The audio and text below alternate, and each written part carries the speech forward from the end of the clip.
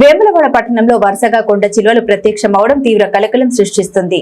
సోమవారం రాత్రి పట్టణంలోని 2వ బైపాస్ రోడ్డు ధోబీఘాట్ వద్ద భారీ కొండ చిలువ ప్రత్యక్షమైన విషయం మరవక ముందే మంగళవారం రాత్రి రాజన్న ఆలయ పరిసర ప్రాంతంలోని పార్వతీపురం వసతి సముదాయాల వద్ద భారీ కొండ చిలువ ప్రత్యక్షమైంది. విషయం తెలుసుకున్న ఆలయ అధికారులతో పాటు పర్యవేక్షకుడు శ్రీకాంత్, స్నేక్ క్యాచర్ జగదీష్ కు సమాచారం అందించడంతో సంఘటన స్థలానికి చేరుకున్న అతను ఎంతో రిస్క్ చేసి సుమారు 3 గంటల పాటు శ్రమించి కొండ చిలువను పట్టుకున్నాడు. ఇదిలా ఉండగా పట్టణంలో గత కొన్ని రోజులుగా ఆయా ప్రాంతాల్లో వరుసగా కొండ చిలువలు ప్రత్యక్షం అవడంతో పట్టణ ప్రజలు బెంబేలెత్తిపోతున్నారు. ఎప్పుడు ఏ మూల నుండి కొండ చిలువలు ప్రత్యక్షం అవుతాయోనని, ఎంతటి నష్టాన్ని కలిగిస్తాయోనని ఆందోళన చెందుతున్నారు.